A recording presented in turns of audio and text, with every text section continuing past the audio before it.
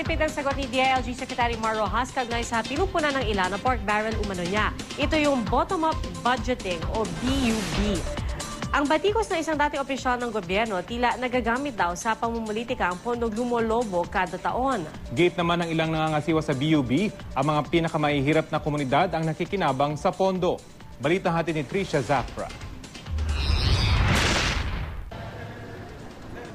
May isang uri pa raw ng pork barrel na dapat bantayan ayon kay dating Budget Secretary at ekonomistang si Professor Benjamin Jokno, ang bottom-up budgeting o BUB na tinatawag ding Grassroots Participatory Budgeting o GPB. Mistula raw itong pork barrel ni DILG Secretary Mar Rojas na nagkakahalaga ng 3 bilyong piso nang ipatupad noong 2012.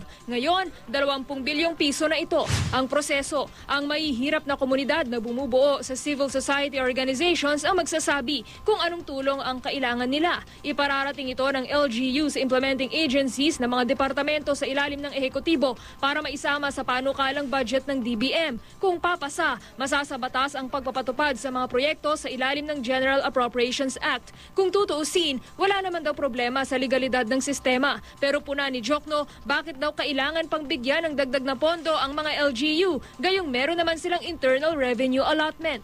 Ikaw, local government, mayor ka dyan, dapat you have to live within your means. Then sabi na, pwede naman pala manghingi pa sa Malacanang. Gano'n. O pwede naman pala manghingi kay Secretary Rojas. Agad naman itong ipinagtanggol ng DILG. Ito, may consultation tinatanong yung tao, ano yung kailangan ninyo at out of this 15 million, saan natin ito i-allocate? Pero dagdag ni Jokno, malinaw raw na pamumulitika ang pakay ng gobyerno sa pagpapatupad ng BUB. Maaari raw lumobo pa ang BUB pagdating ng 2015. Ang motibo niyan ay siyempre para mabango sila sa mga local officials. In what way? Kasi namimigay sila ng pera. Yan yung kanilang pork barrel. Sinubukan naming kunan ng pahayag si Secretary Rojas pero maikli lang ang kanyang naging tugon hinggil sa issue. Walang basihan, walang katotohanan. Si dating Finance Undersecretary Dr. Milwilda Guevara ipinagtanggol naman ang BUB. It builds capacity and binibigyan ng boses ang mga mamamayan. Madalas naman hindi ako nag-agree sa administrasyon pero ito gustong-gusto ko talaga. Chief Executive Officer ngayon ng NGO na nagsusulong ng edukasyon si Guevara. Siya raw mismo ay lumalahok sa mga konsultasyon sa mga pamayanan para bumuo ng mga proyektong ihihingi ng pondo mula sa bottom-up budgeting. We work with the poorest.